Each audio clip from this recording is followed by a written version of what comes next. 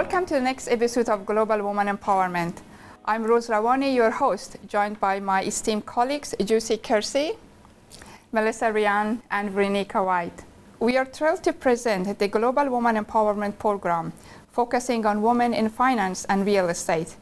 Before we proceed with our program, let's hear from our panelists and some of the highlights of their activities since our last episode. Juicy, it's great to have you with us today again. So can you share with us some of the highlights of since last episode? Thanks, Rose. It's great to be here again. And yes, this last little bit has been exciting. It was actually my birthday yesterday, and it was so warming and overwhelming to receive so many wonderful birthday wishes. I didn't know I had so many friends, so that was a massive highlight. I think I spent most of my day just texting people and saying thank you. I think Wonderful. my finger's quite sore. But it was lovely to have the warm wishes and hearing from friends too that I haven't seen or heard from for a long time. So that was a highlight for me. So thank you, Rose. Oh, that's lovely, Juicy. So happy birthday to you. Thank you. Happy birthday, Juicy. Thanks, ladies. Thanks, ladies. Wonderful. Appreciate it. So thanks for sharing that, Juicy. Now, how about you, Melissa? What you been up to since our last episode? Yeah, absolutely. So on a personal level, one of my children has just started high school, and one of my daughters is in year 12, so it's exciting times for them. And on a business level, I presented at BNI, and there was about 40 plus business owners in the room, so I was able to pitch my business services and explain what I do. So that was incredible. Lovely. Yeah. That was interesting and exciting as well. Absolutely. Wonderful. Thanks for sharing. Yeah. So, Veronica, what you been up to since our last episode? Well, I'll continue the line of Melissa on a personal level. My daughter started primary school, and I'm all surrounded by new environment of school and things like this. So it's very exciting.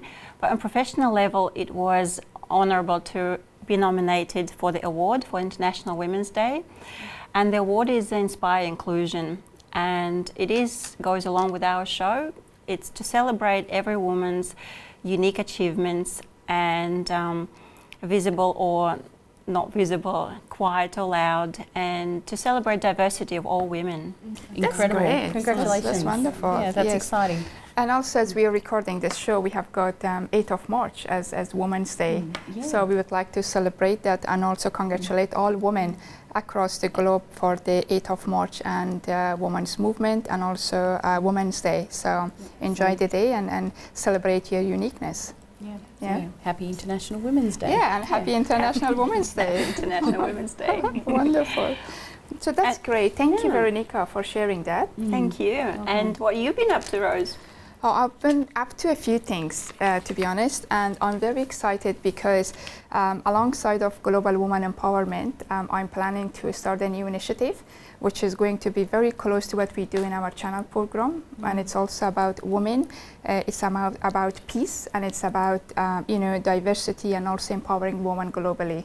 So this is my next project, which I'm really passionate and excited about, and I'm going to share with the viewers and also the rest of the team in our next show. So stay tuned.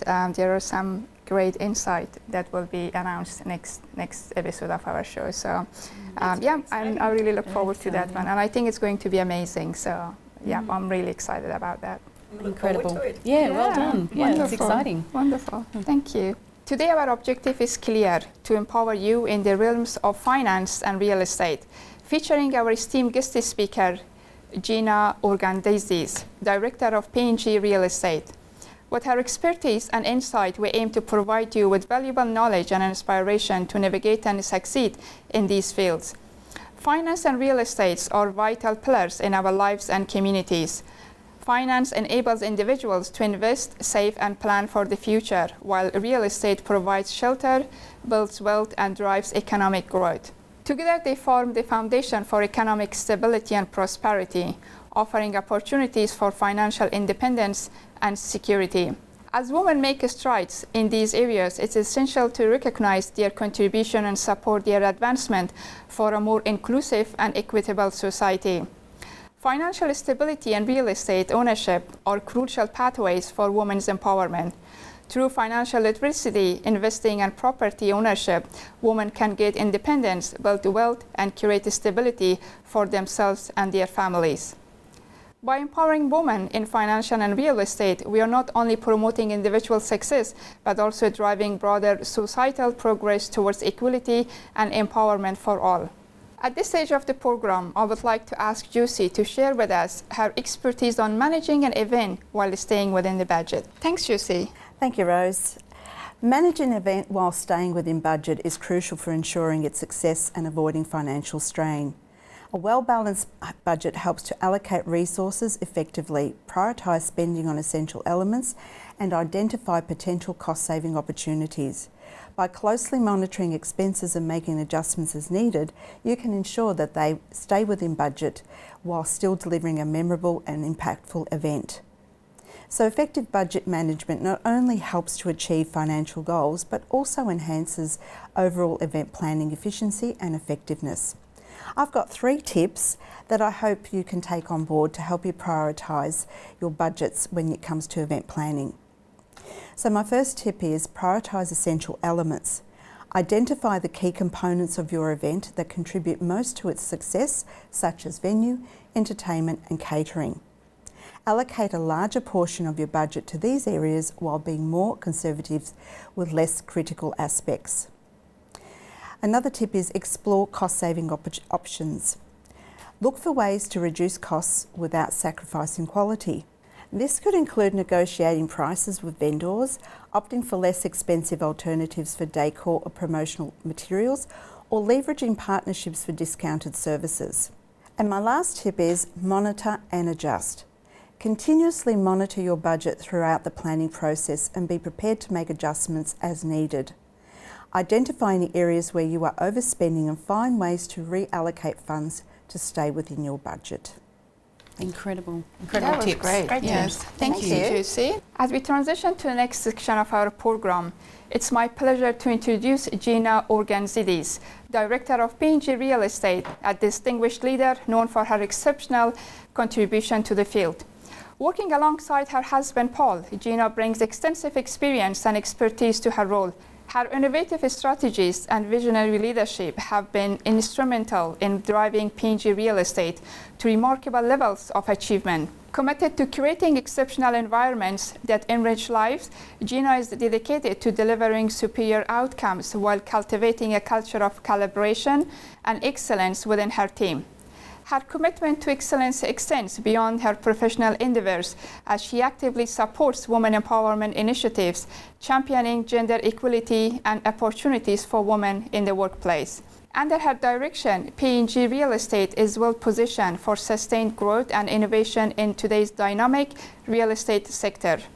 So Gina, thank you so much for accepting our invitation and being part of the show today. Thank you so much for having me. You're welcome. We are very glad and also very humbled to have you in the show with us today. So thank you for being here. Our panel and also myself, we have some questions that we would like to ask you, which is related to women empowerment and also real estate.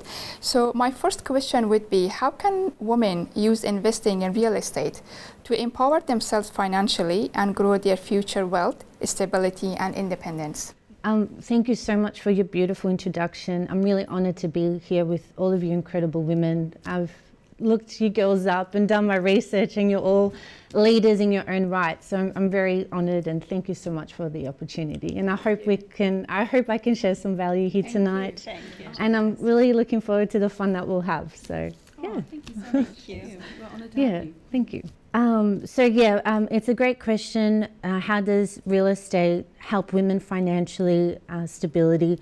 I think especially for women, because we do take a big gap in our careers to go and nurture our babies. Our superannuation savings may not be as large as our male counterparts. So real estate is a fantastic way to sort of bridge that gap later on in life. And obviously the main reason for that is of course capital growth. So over the last 30 years in Melbourne, property prices tend to increase on average about 7.2%. So that means when you buy a property, it will likely double in about 12 years or so. So that's fantastic. And then when you build that equity in your property, you can then leverage that equity, go to the bank, get another loan, And you can purchase your next property investment, and then your next one, and your next one, or even finance other financial goals that you may have. And when you lease out your properties, that's when you get your passive income. So similar to the way property prices increase, rental yields also increase. And if you find a great property manager, someone that can take the stress out of finding a proper tenant and keep up with all your maintenance issues, it should be a relatively low stressful way of building wealth. And that's of course where P&G Real Estate can come in. I love it. Yeah, so and there's another great thing as well with cash flow. When you own properties, there's obviously expenses to running them. So like your mortgage expenses and your maintenance costs. You can offset your tax obligations by negative gearing them and claiming property depreciation reports. So definitely speak to a tax accountant about that and more information along that about that. But so you're also saving money in the same time as naturally getting the property growth of the property. The other thing is, I think Melbourne, Sydney, the real estate market has shown to be quite resilient. So I think for those women that are a little bit scared to invest their money and maybe prefer it in the bank, I think they can get a little bit of reassurance knowing that, you know, the real estate market has, you know, and it's strong even through global pandemics, a recession, COVID-19. It still went up. Property prices have still gone up. So I think it's quite a strong avenue. And then I think what's beautiful is we talk about legacy and protecting our children. It's a fantastic way to leave something behind for your children. It's an asset while you're gone. It helps them financially. So I think it's a great way. And especially when you look at as for example, for a woman to invest and for women to perhaps create something for their families and for their children, investing in a property would be a good path to go. Yeah, right? absolutely. So, and obviously with help of you and also your beautiful boutique that you have in terms of the P&G, you will be able to support them to achieve that goal. Absolutely, that's what we're so passionate about. So yeah, wonderful. Thank you, Gina, for sharing your expertise about how to create wealth through finance and real estate. So, thank you. Juicy, would you like to ask you a question, and also to Gina? Thank you. Love to. Thanks, Gina. Very insightful. So I've got a question for you. So can you share some examples of initiatives within the real estate sector that specifically support women in overcoming barriers and achieving success in property ownership and investment? Yeah, absolutely. There are a few initiatives that come to mind, and I think we need to take a moment to perhaps appreciate that a lot of women or families or single parents, they do it hard because like rent is really expensive. So while you're renting and then you're also trying to keep up with your everyday expenses and everything's gone up, it's really hard to also save at the same time for a deposit. So this is where I think these initiatives can come handy. The first one that comes to mind is the Victorian Home Buyer Scheme. So that's a Victorian government incentive where Victorians, eligible Victorians, are supported by the government to buy their home sooner with as little as a 5% deposit. And then the government contributes up to 25% of the property's value, and then they share the equity of the home. So then they own up to 25% of the home equity. And that way the buyers don't need to pay, or they're not applicable for lender's mortgage insurance, which can be quite costly. So that's one initiative. The other one is an Australian one that's called the Family Home Guarantee. So this one's truly amazing. It's when single parents or single guardians of at least one dependent have to only save 2% deposit, and then the government contributes 18% of the property's value. And again, it enables them to buy their home sooner. It doesn't involve lender's mortgage insurance. I just think what a lucky country we live in, you know, to have these initiatives. And then, of course, the other thing that's been around for a long time is first home buyers, they get stamp duty savings. So when the property is up to the value of $600,000, they pay zero stamp duty, which again is quite a huge saving. And then once the property surpasses the $600,000, your stamp duty, then it's calculated proportionate to the value. So, and I think your question about how do we buy something safely, how do we know we're making a good investment, because when you do buy a home, you're paying so much money. It's the biggest investment you're going to make in your life. I think doing your background research is really important, so speaking to the right professionals. So first and foremost, you will obviously speak to a broker or your bank, and you'll get your finances pre-approved so you know what you can afford. The other expert advice is a property conveyancer. So they're the legal practitioners that know the ins and outs of the property that you're about to purchase, and you want them to review the contract just to make sure that you know exactly what you're buying. And then the last thing, whether you're buying private sale or auction, you should get a building and pest inspection done on the home, because the last thing you want is to settle, get the keys to the property, and then 3 months later find you've got a huge pest infestation or there's something wrong with the roof and it costs you thousands of dollars to fix. So yeah, regardless of whether you're buying private sale or auction, you can do all these checks prior to the auction, and even in a private sale, you just make your offer subject to those conditions. And of course, we're not financial advisors or, so please also go and get proper advice from the experts that I'm referencing to. We're not mortgage brokers and conveyancers, but definitely reach out to people who may know people that can point you in the right direction and give you some expert advice on this topic too. Wonderful. Yeah, that's Great really advice. great. Really good. Incredible, thank you. Thank you for sharing that.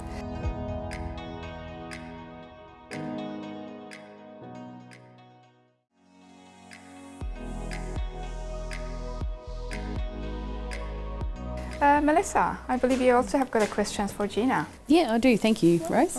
In what ways does P&G Real Estate prioritise gender equality within its operations and client interactions? Yeah, no, fantastic. I'm so glad you asked that question. I think for us, it really started with when we were discussing what to name our boutique agency. It's called P&G. It's named after myself and my husband. If Paul was to sit here today and tell the story of how we began our journey, he'll say, you're the reason why it all happened. It's when you joined that the magic began. But I'm here telling the story, and I'm here to say, no, he definitely put in the hard yards for 2 years. He was door knocking. He wore out his shoes. But he approached me. So I'll give a little bit of a background story. I had just finished 5 years of study. I had done my biomedicine degree. I then did 2 years of masters in dietetics. And I remember where I was washing the dishes, and he said, honey, I really think I need some help. I'm getting a little bit of momentum, but I can't afford to put anyone on. Can you help me a little bit? And I thought, you've got to be kidding, right? You've got to be joking. I've just studied 5 years and you're asking me to pause my career to come and help you, and you're not even going to pay me. He had assured me that it was only going to be for 3 to 6 months. And little did we know how much I absolutely fell in love with the industry, especially with being a female real estate agent. I think we quickly established and discovered how empowering it is for women in the lounge rooms. We come with a real nurturing, sensitive aspect to the already emotionally charged transaction of buying and selling a home. So for us, it just worked wonders doing that together. And then that's how our reputation started. We did the right thing, each client at a time. And then we were very fortunate that people spread the word. And then in order to obviously service these clients, we had to build up our team. And now we're 16, including my husband and I, and we actually employ more women than men. When you asked about how does P&G foster gender equality with our client interactions, I'll share a story, and it's quite interesting. My husband and I went to go and get a car for work, and the salesman didn't even acknowledge me, didn't say, hi, what are you looking for, what's important to you in a vehicle, ignored me. Needless to say, we left the dealership really disappointed and without a car. And it just reinforced the importance of treating everyone respectfully and nicely and politely. From the very beginning, whenever we have open for inspections, you're greeting both people, both partners. And even though you only need to take one name and number for the program, the software system we use, we don't. We ask name and number from both people. Both people are going to be making the decision on buying the house. And let's be honest, I think it's women that make the decision if they want to buy the house more so than the man. And it blows our mind how many people say, oh, thanks for asking. You're the only ones that have asked me today what my name is. And I think, really? Wow. Still to this day?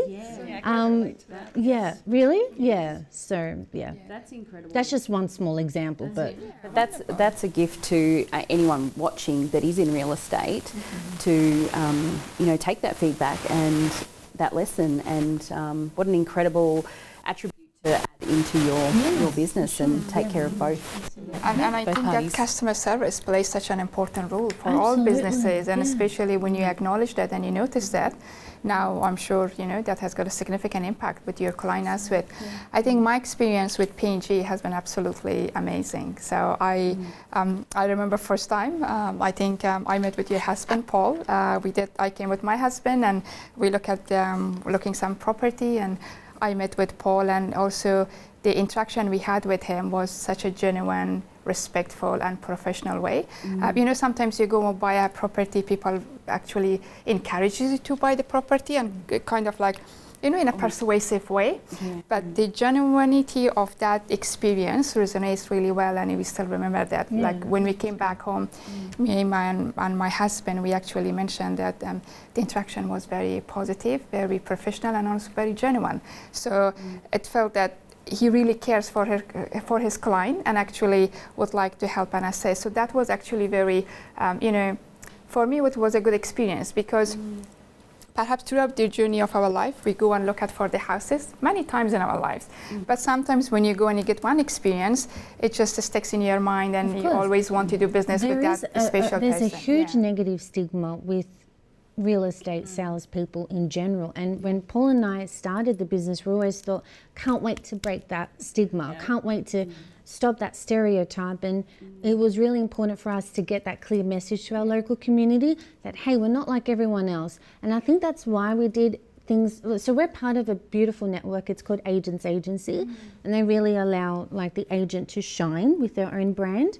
And that's what we did. We called it Paul and Gina P&G, so that we can send out and show people that we're here to do it differently. That's great. I remember when I came and met you at your beautiful boutique, I actually went and met with Gina when I had the first meeting.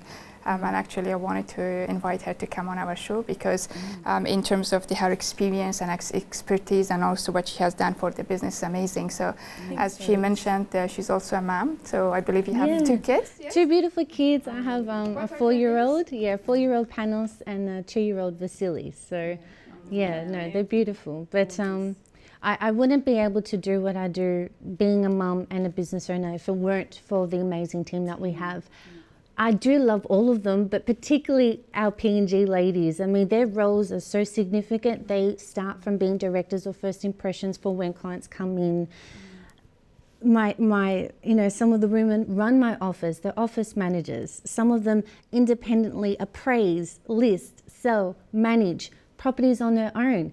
All of my women are boss ladies in their own right, and I actually get quite emotional when I think about them, because if it weren't for them being so empowered in their roles and so, just knowing what they're doing and having that passion and that obligation to their clients, there's no way I could be a mum as well. So Thank you, Gina, for sharing. And I love that foundation of your company is family and connection, and really care for other people to make that really important decision in their life. My question will be to you is, how do you cultivate a sense of empowerment as a woman running your boutique real estate company while also empowering your team? I believe 16 people now. Yeah, thank you. So we briefly mentioned it before. I am a mum, and I do see myself as a mum first before a businesswoman. And I think I'm not shy to admit that I have an amazing support team around me. I couldn't do anything without, first and foremost, my beautiful husband. He's extremely supportive. And then I'm very lucky with our parents, my mum, my dad, my mother-in-law. They have our backs. And then, of course, our dedicated team at work. You can't do everything on your own. And I really am blessed and very appreciative of all that help. I love that, because, as women in business, we tend to think that we're Wonder Woman and we have to do everything and do it all on our own. Whereas recently I was listening to Jacinda Ardern speaking about, when she was Prime Minister, and she had her child, and everyone said to her, how do you do it all? And she goes, well, I don't. And she said, exactly right. Yeah, and it's with the support network around her that she's able to do what she was able to do, is lead a country. And from that, she said, where's Wonder Woman's, man, or so like Superman, and so where's her partner or support? So it's so true that women in business, we need to ask for help and reach out to our supportive network. Yeah, and I'm definitely, that's completely right, and I'm definitely not ashamed to say in a way that I do. I'm fortunate enough that I can afford to get a house cleaner to help me, every fortnight, or a gardener that might be able to help. Or when I am working, I'm very fortunate that my mum and my mother-in-law might cook food for the kids or for us as a family for dinner, or they'll help me with the laundry, and I keep up with all the dirty clothes that way. So yeah, exactly right. I think you need to outsource and get help where you can. Yeah, sometimes you do need that network of people that actually supports you. I believe behind any strong woman there's a strong man. Absolutely. And behind any strong man there's a strong woman. So it works really well. Yeah. When we decided that we wanted to start a family, we made the joint decision that, the 6 to 7 days working a week had to stop, the 12-hour days had to stop. And although, God willing, with Paul, he still needs to sometimes work those hours, but at least for me, we made the joint decision that at least one parent can pull back and be there for the kids, because we didn't want to bring children and make them, for them to feel neglected in any way. And then when I felt it was time that I needed to go back to work to help Paul, because it is a lot, it's a lot of overheads, a big responsibility of running the business. I found myself really challenged with going back to work, and I often experience a lot, and still do experience a lot of mum guilt. I found that when I was at work, I was thinking about the babies at home, or when I was at home, I was thinking about, how is Paul coping? Does he need my help? And it took some time for me to get into a balance and a routine, but it did happen. It was possible. It just took some time. And Oh, absolutely. It's almost like we've got a bit of a grief as well, because you're leaving. It's a minor grief, but it's still a grief of leaving those kids and trusting someone else to take care of them. Well, that's what I just kept telling myself. I just kept saying to myself that, they're in the loving care of my parents, their grandparents, or they're at childcare or kindergarten where I trust the educators 100%, and just told myself, 100, that's right. You still want to experience all those beautiful moments. Yeah, but at the same time, I do enjoy loving what I do, and I do want to support him, because it is a huge task. So I just think there's... it gives us fulfilment, Because you are providing, you're helping provide for your kids, which is why you're doing all this. And I think with what you do right now, it's such a good flexibility, because now we have to, take care of your kids. You can do that, and also at the same time running your own business and supporting your husband, because and also empowering other women in real estate. So I'm sure you probably have got a very busy schedule sometimes as well. I think this is why I'm so passionate about employing women who return back from maternity leave. I feel like they just have this drive about them, because when they're at work, they're there to work. They're there for a reason. They're there to go back home to their babies. So they're there to make a great impression, get the work done, and go back home. I think women who come back to the workplace have that different perception, and I can appreciate the hard work and resilience it takes to balance work and life, family. So I'm very, very, very grateful for the value they bring to our work. When we're working as mums, it feels like it gives us back our identity as well. We're always we're not just a mum, and we're not just doing our whatever our role is in our career, but we are ourselves as well. So it's kind of like it gives you that segue, and then when you do come back, it's like you can just give more to your children. to have that break away absolutely, from yeah. them. Yeah. Perfectly said. Well done. In our show, we sometimes talk about women health and well-being, and normally Melissa talks about women's leadership and women's health and well-being. And some of the topics that we cover is that as a busy woman, I'm sure we are all busy. We have schedules to do. We have, families. We have husbands. We have, parents to look after, and also children. So one thing that it's really well, I think, for women is to look after themselves and actually empower themselves. So when you're more empowered yourself, when you look after yourself, and also when you, engage in things that actually empower you, that's how you can actually empower the society, empower your kids, and also empower your team, that you will be working in a team dynamic. So I think that that's one of the things that we also promote in our show, to actually look after yourself, make yourself happy, and also put yourself as a priority. Because sometimes as a woman, we feel guilty to put ourselves first, because we always put someone else's beforehand, whether it will be our families, our children. And at the end of the day, to be actually an empowered woman, we also need to put ourselves first, and not to feel guilty about it, because that is that should be our identity. That's what we should do moving forward. It And I makes think you a happier person. If you're a happier person, you're going to be a better mum, you're going to be a better boss, you're going to... Absolutely. Yeah, and pour from empty cup. Yeah, and by nature we put everyone else as women. We tend It's our to... nurturing nature, you see. This is why we're so successful in real estate. No, women are very successful in real estate. Yeah. You know why? Because we are good with our communication. Absolutely. Not only men, but also we are very good with our communication, and also we think in very detail. So we are detail-driven curator, and the more we ask questions, the more we want to find out about somebody, why they want to buy property, how we can assist them. I think that's why a woman doing well. Not only men and women, Of course, but yes, also of course. women generally are really good with their communication, and also in sales too. So something that we can bring on the table. Beautifully said. Men also have got their own, strengths. Well, I think let's put it this way: we are good at our communication. Men are foveal focused, and women are, more. I can't think of the word right now, but they can see everything. Wonderful. Okay, great. So thank you so much, for sharing your expertise about women empowerment, real estate, and how you empower your team as a businesswoman, as a mother, and also as a real estate agent. So thank you so much for sharing your insight. Thank you.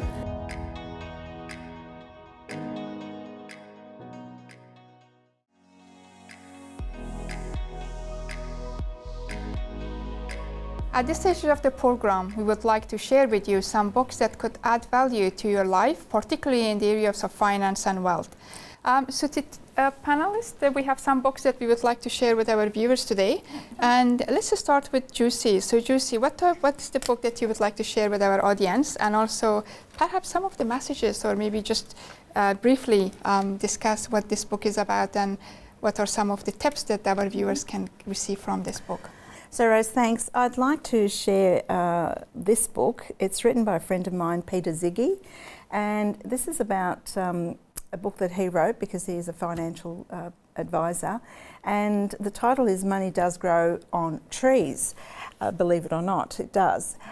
Look, with any property and investments, etc., you have to have a plan, and in this book I just found it so easy to follow. Ziggy's tips are absolutely fantastic.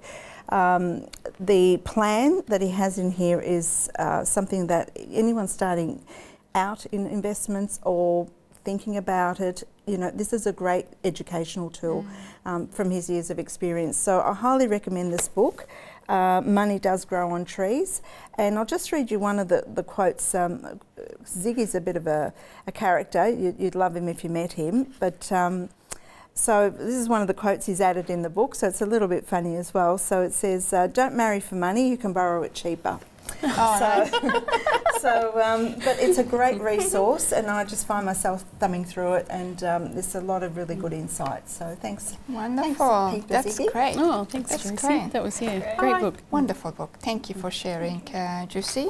Melissa, how about you? What is your book? Yeah, of course. So I thought I'd choose the Barefoot Investor, and the reason is it segues really well with my topic today, because I know for myself, when I wanted to set my own financial goals, it was a really simple tool to to learn to manage my money, and it didn't matter. And I share it with my clients as well, because I can't give them financial advice, but I'm going to say, hey, this is a really good tool to get started and have less overwhelm around how to manage money and get started. And it doesn't matter whether you're earning $950 a week or you're earning $9,000 a week, or more. Like, the part I like is his buckets. So he has particularly buckets, so you can segue your income. And for example, like just as a savings, 10% every week going into one of those buckets. And while 1 week, $95 a week doesn't seem like much, but if you were to do that over a year and continue, it just gives you a sense of achievement. You're getting closer to your goals. It gives you more choice and more opportunities. Yes. So that's why I really like this. It's a simple tool, and I've given one of them to my daughter who's at uni, and that's just given her a great resource. And I wish I had this when I was her age, because imagine how much you would have saved at 20 years old. So yeah, that's why I chose that book. And I think so if you are feeling overwhelmed around your money, you don't know where to start, this is a really good book. Yeah, absolutely. I think one thing is I find it challenging also when you look at it, in a globally, whether it's generations or whether it's couple, it's always, when you look at some of the topics and the challenge in life is about finance and money. And I think it's something that resonates with everybody, because money and finance is something that if you think about it as some of the challenges that the young generation or woman goes through, or perhaps as a couple go through, it's around finance.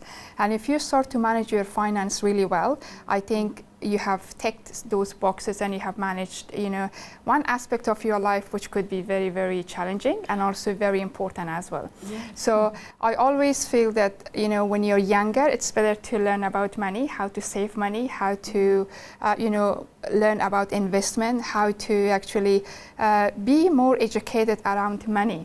Because when you look at it, the school doesn't teach you how to be educated about money, how to save money. I think it comes to the parents to actually take that responsibility and teach their children about money, how to invest, how to save, and why money is important. Because you have to work for money and to understand the value of money. And sometimes, I would really encourage parents and also mothers to teach their kids about the value of money, because encourage them to work hard and understand the value of money, because finding money is not easy. Although Juicy's book is lovely, which says about money does grow on trees, and I wish in reality it would be, because none of us would be able to work, right? Yeah. But at the end of the day, the reality is that finding money, whether would be looking at different venues and looking with different opportunities, sometimes it's not easy to make money. And especially, different challenges people go through. But I think it also becomes very important for our viewers and mothers to actually educate their children about the importance of money, and also that starts in a very young age. And as we grow, as you mentioned, try to save some money. Like I sometimes say, let's pay ourselves first before we actually pay our bills. And sometimes it is possible and sometimes it is not. But how we can actually manage that, how we can actually be more educated about money so that we can start doing that. And investment is about consistency, right? Like our previous speaker, Gina, was talking about real estate and investing, and for women, how actually it empowers women.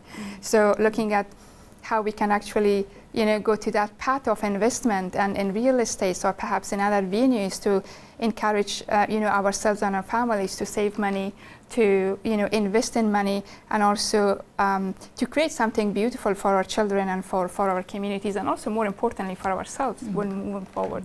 So I think it's a very important topic. Sometimes I feel that it might be not focused as it should be, because we pay so much attention about everything else around us, but sometimes when it comes to money and finance, we always say, oh, we'll have a look at it, we'll think about it. Or when we are getting older, we look at it about it.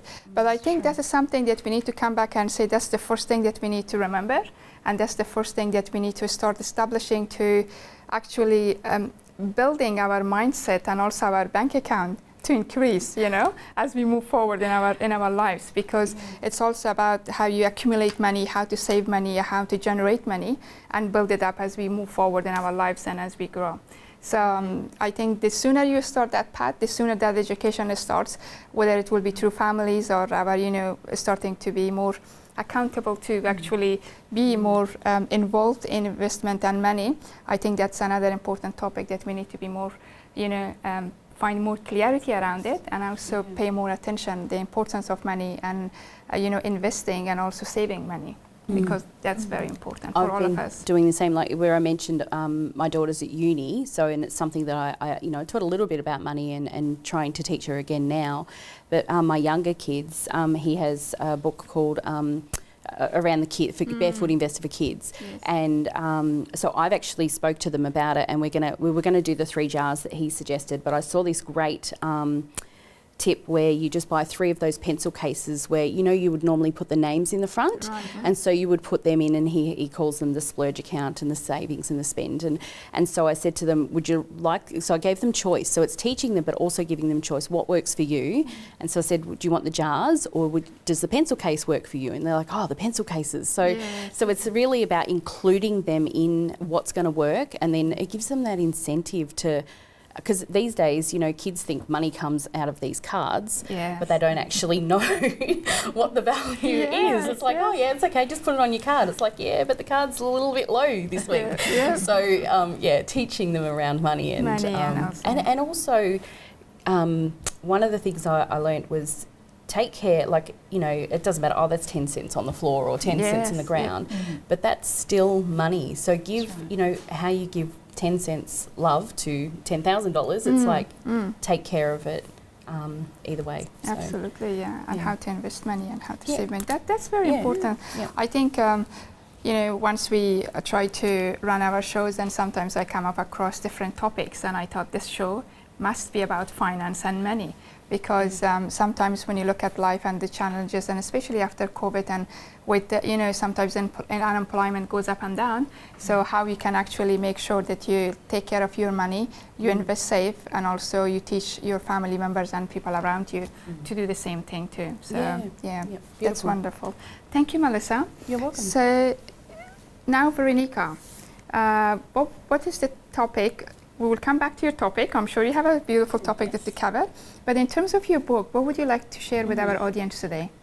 Well, I'd like to join first of all to the conversation and share that I did use as well the Barefoot Investor years ago.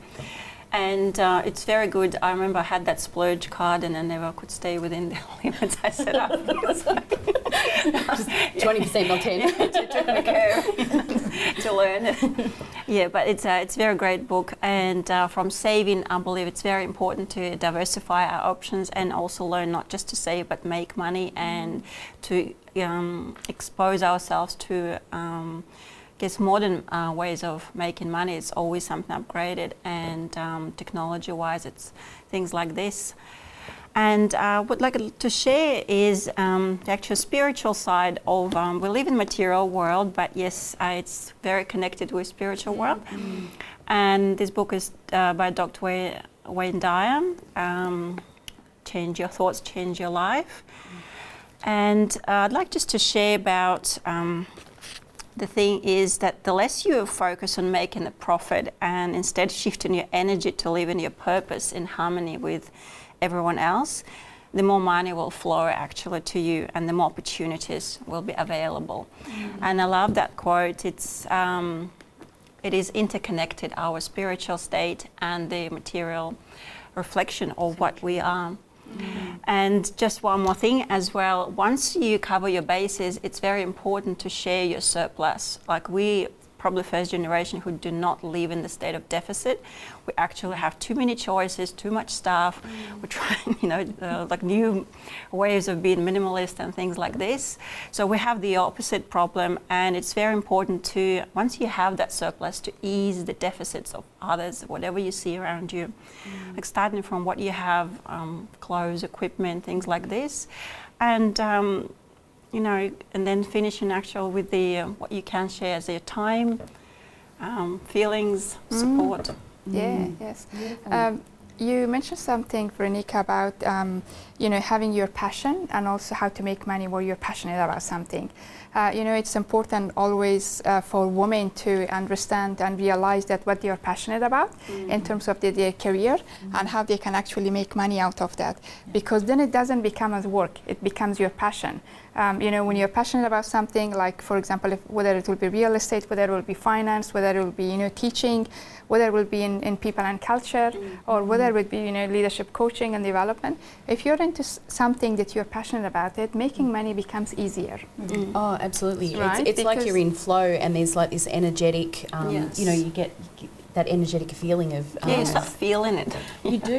You know you're in flow, yeah. Exactly, and I feel that money is emotion. Money is, your feelings that you can actually, or your passion sometimes.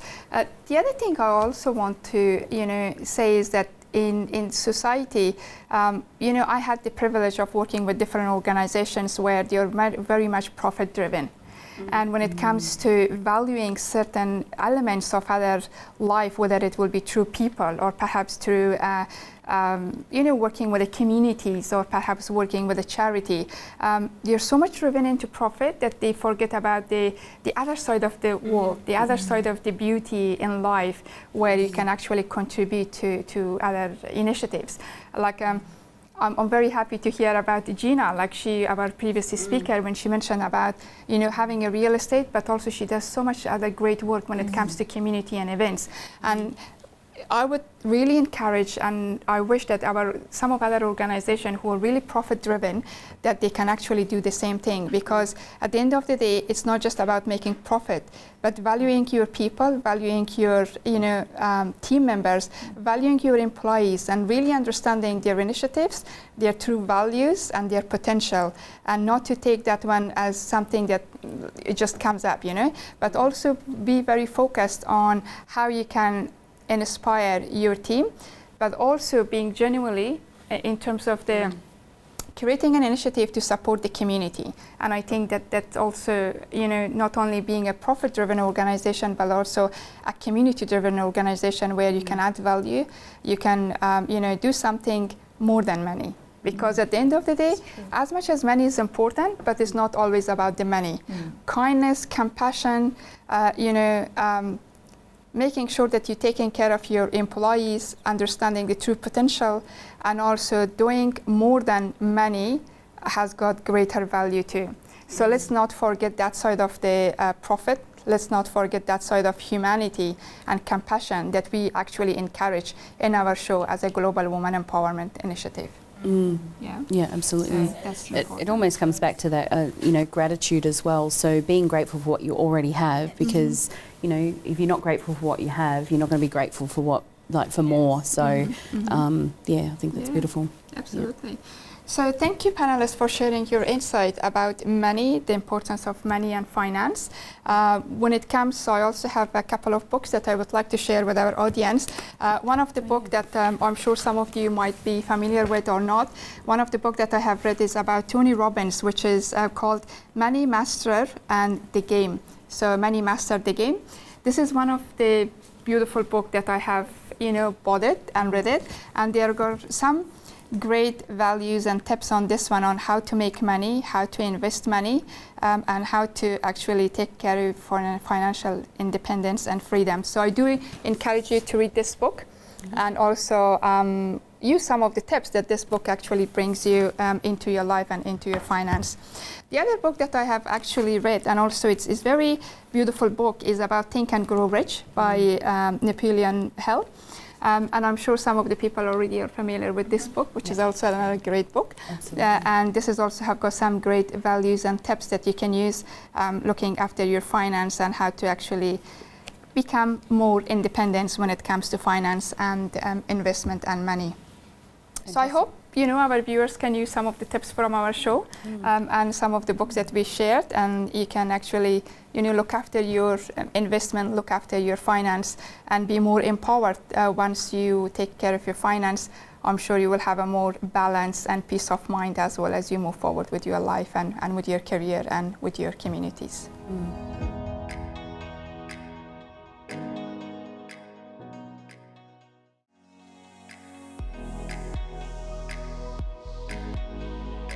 As we continue with our program, I would like to invite Melissa to share her insight about the significance of financial independence for mental health and well-being. Thanks, Melissa. Oh, thanks, Rose. The importance of financial independence and staying on top of your finances extends beyond economic stability. It also significantly impacts mental health and overall well-being. Financial stress and insecurity can lead to anxiety, depression, and other mental health issues. By contrast, having a sense of financial independence and control can boost confidence, reduce stress, and improve overall mental health. When individuals are financially secure, they often experience greater peace of mind, allowing them to focus on other aspects of their lives and pursue their goals with a greater sense of freedom and confidence. Taking control of your finances can lead to a positive impact on mental health, promoting a sense of empowerment and well-being. I'll now share with you 3 tips. The first one is budgeting and planning. Creating a budget helps you understand your financial situation and plan for the future. It allows you to prioritise your spending, identify areas where you can save money, and avoid unnecessary debt, reducing financial stress and promoting peace of mind. Number 2 is saving and investing. Building a savings fund and investing wisely can provide a financial safety net and help you achieve long-term financial goals. Knowing you have savings and investments can reduce anxiety about unexpected expenses or future financial needs. And the last tip I'll share is around seeking professional help. Now, if you feel overwhelmed by your financial situation, consider seeking help from a financial advisor or counsellor. They can provide guidance on managing your finances, reducing debt, and planning for the future, which can alleviate stress and improve your mental well-being. So Melissa, thank you so much for sharing your insight about the importance of financial independence and staying on top of your finances. You have shared some beautiful tips, and I think at this stage of the program, I would like to invite Veronica, and she's going to share with us her insight about the importance of finance and relationship. Very important, thank you. Very. Let me share it with you. Financial independence and proactive financial management are crucial for couples and relationships, as they not only impact individuals but also shape the dynamics within a partnership. Financial stability and independence can reduce conflicts related to money and promote harmony in relationships. Couples who are financially secure are often better equipped to handle challenges together and support each other's goals and aspirations. Moreover, shared financial goals and effective communication about money can strengthen the bond between partners, fostering a sense of teamwork and mutual respect. Overall, prioritizing financial independence and managing finances together can lead to a healthier and more fulfilling relationship. And I'd like to share with you 3 tips how to support it. First of all, establish individual financial goals. While it's important to have shared financial goals as a couple, each partner should also maintain their own financial goals. This can include saving for personal milestones or investments that align with individual interests and aspirations.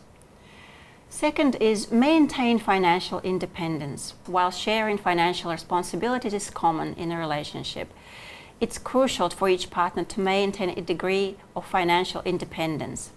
This can involve having separate bank accounts or maintaining financial assets in each person's name. Open communication about finances is very important. Discussing finances openly and regularly can help prevent misunderstandings and conflicts. Couples should be transparent about their financial situations, including debts, incomes, and financial goals, to ensure they are on the same page and can make informed decisions together. So Veronica, thank you so much for sharing your expertise about finance and relationship. As we conclude our program, I would like to express heartfelt gratitude to our esteemed speaker, Gina Organzidis, Director of P&G Real Estate, for generously sharing her invaluable expertise in real estate industry. I also extend sincere thanks to our panelists for their insightful contributions and to our viewers for being a part of today's discussion. As we close, I invite everyone to embrace the spirit of women empowerment. Believe wholeheartedly in yourself and remain resilient in the face of life's challenges. Remember to acknowledge your inner strengths and stand firm against external judgment on your abilities, experience, and worth. Stand tall, unwavering in the pursuit of your dreams. Now is the perfect time to clarify your path and pursue the aspiration that define you. Let passion and confidence be your guidance light on this journey. Until we meet again, live strong, live with unshakable confidence. Thank you for joining us. Thank you, ladies. Thank you. Thank you. Thanks, Rose. Thanks, Rose.